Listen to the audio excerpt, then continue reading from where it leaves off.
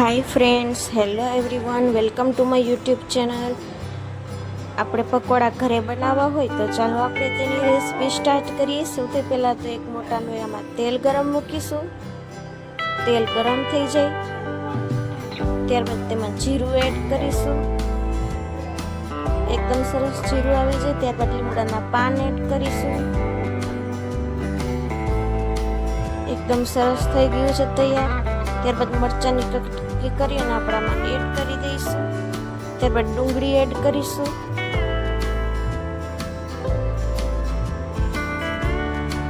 એકદમ સરસ રીતે મિક્સ કરી દઈશું.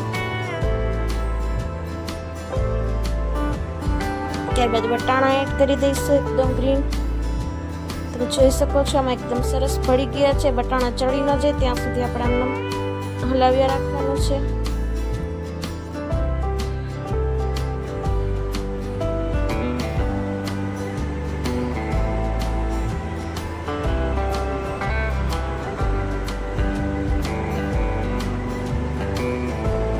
ત્યારબાદ સ્વાદ અનુસાર મીઠું એડ કરીશું. ગરમ મસાલો એડ કરીશું.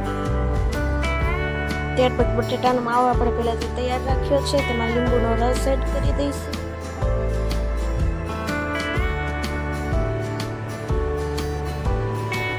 ત્યારબાદ તમે મસાલા એડ કરવાના છે.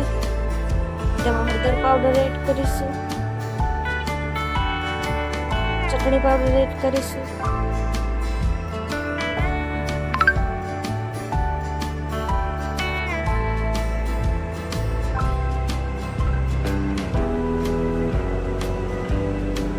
ત્યારબાદ ખાંડ એડ કરી દઈશું.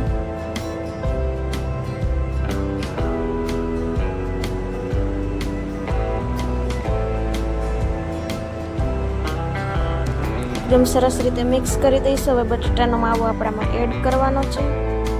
તમે જોઈ શકો છો એકદમ સરસ થઈ ગયો છે. બધું બરાબર રીતે મિક્સ કરવાનું છે.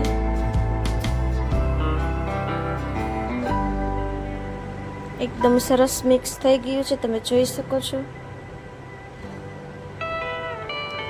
કોથમીર એડ કરી દઈશું અને પાછું બધું જ બરાબર રીતે મિક્સ કરવાનું છે. એકદમ સરસ તૈયાર થઈ ગયો છે મસાલો. તમે જોઈ શકો છો.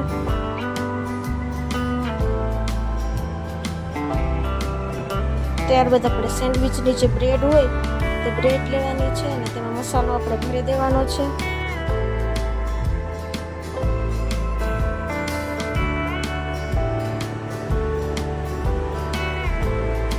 એકદમ સરસ.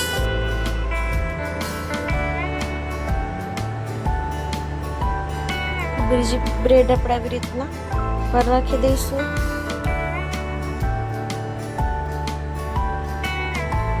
આવી રીતના બ્રેડ તૈયાર કરી લઈશું. ચણાનો લોટ એક બાઉલમાં લઈ લઈશું.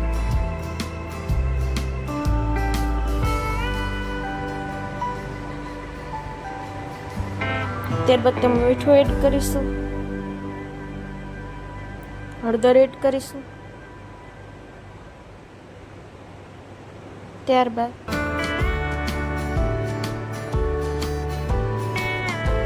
પાણી એડ કરશું.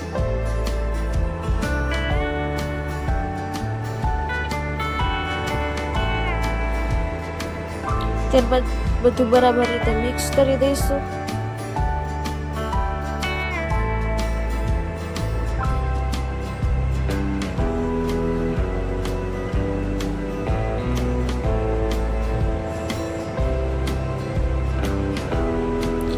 થોડુંક વધારે પાણી એડ કરશું.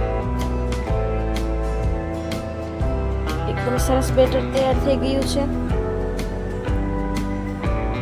હવે જે બ્રેડ હતી એને આપણામાં એકદમ સરસ કોટ કરી લઈશું. ત્યારબાદ આપણે તેલમાં ફ્રાય કરી લઈશું.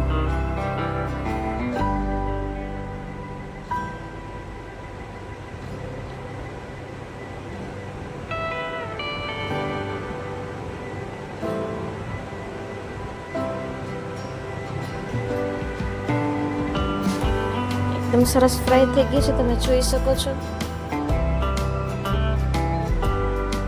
એકદમ સરસ. તમારે થોડી વાર રાખવી તો હજી રાખી શકો છો.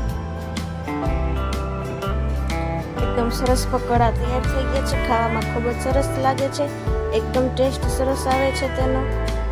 હવે આપણે ચાકા વડે આવી રીતના ભાગ કરી નાખશું.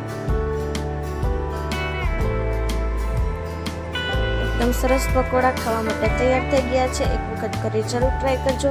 પછી મને કમેન્ટમાં કહેજો કે આ રેસીપી તમને કેવી લાગી. જો વિડીયો ગમે તો લાઈક કરી દેજો. ફ્રેન્ડ સાથે વધુમાં વધુ શેર કરજો, જેથી ફ્રેન્ડ્સને નવી નવી રેસીપીસ જાણવા મળે.